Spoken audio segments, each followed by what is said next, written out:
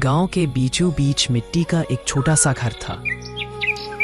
घर में रहते थे रामनाथ और उनकी पत्नी सावित्री।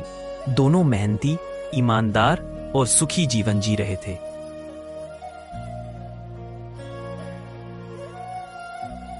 शादी के 7 साल बाद सावित्री ने एक प्यारी सी बेटी को जन्म दिया।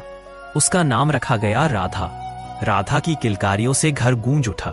माँ सावित्री उसे गीत सुनाती, माथे पर चुंबन देती और रात भर गोद में सुलाती।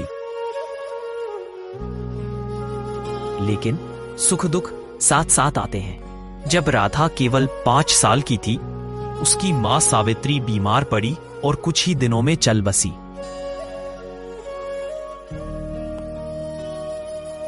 रामनाथ ने अकेले ही बेटी को पाला। सुबह खेत में हल चलाता, दोपहर में पसीना बहाता और शाम को घर आकर राधा को खाना खिलाता। राधा बार बार पूछती, बाबूजी, मेरी माँ कहाँ गई? रामनाथ आंसू छुपाकर कहता, बेटी, माँ भगवान के घर चली गई, वहां से तुझे देखती रहती है। रिश्तेदार अक्सर कहते, मनहूस, तेरे कारण ही तेरी माँ मरी थी। वो घर का सारा काम राधा से करवाती। सुबह 4 बजे उठकर पानी भरना, चूल्हा जलाना, बर्तन मांजना, खेत से चारा लाना। राधा थक जाती, लेकिन मना करने की हिम्मत नहीं करती।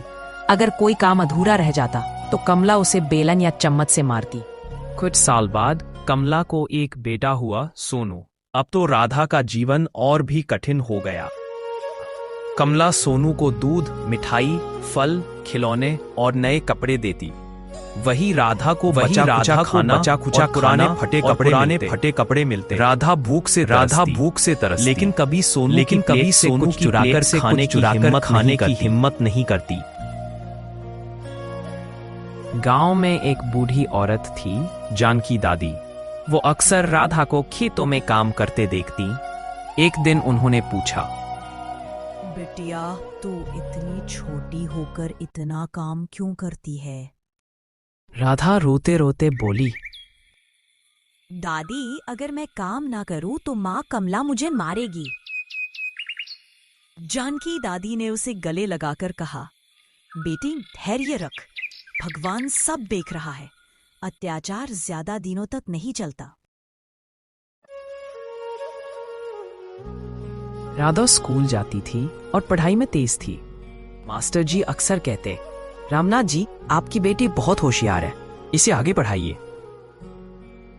लेकिन कमला को यह बिल्कुल पसंद नहीं था। वो कहती, लड़कियां पढ़ लिख कर क्या करेंगी, घर का काम सीखो। और धीरे धीरे उसने राधा की पढ़ाई छुड़वा दी। राधा की आंखें भर आती, लेकिन वो चुप रहती।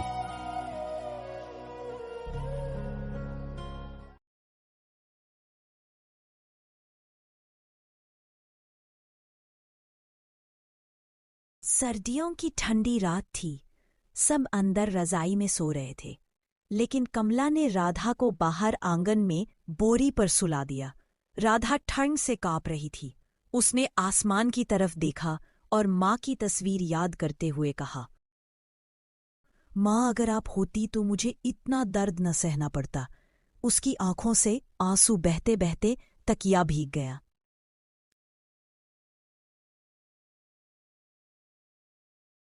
एक दिन रामनाथ खेत से जल्दी घर लौट आया। उसने देखा कि राधा भारी बर्तन धो रही है। हाथ फट चुके हैं और आंखों से आंसू बह रहे हैं। रामनाथ का दिल टूट गया। उसने धीरे से पूछा, बेटी, सच बता, तेरी माँ तुझे क्यों इतना काम करवाती है? राधा पहले चुप रही, लेकिन पिता के जोर देने पर उसने सब सच बता दिया। रामनाथ गुस्से से कांप उठा। उसी समय कमला घर लौटी। रामनाथ गरज कर बोला, कमला, तूने मेरी बेटी को नौकरानी बना दिया। अगर आज के बाद इस पर हाथ उठाया तो तुझे घर से निकाल दूंगा।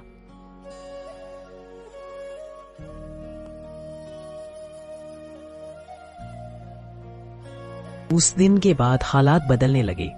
रामनाथ ने राधा को फिर से स्कूल भेजा।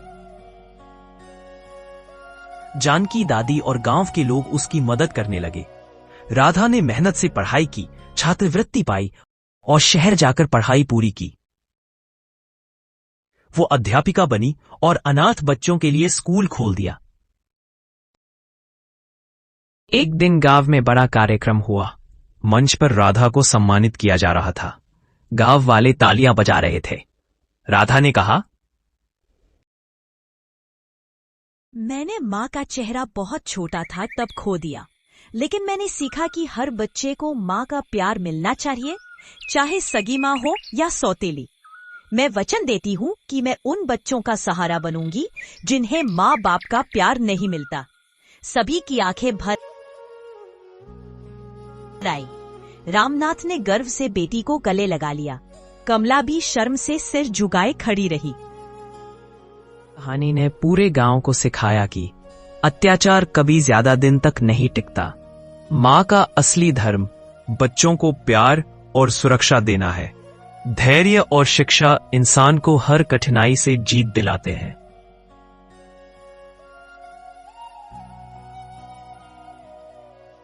दोस्तों, आपको कहानी कैसी लगी?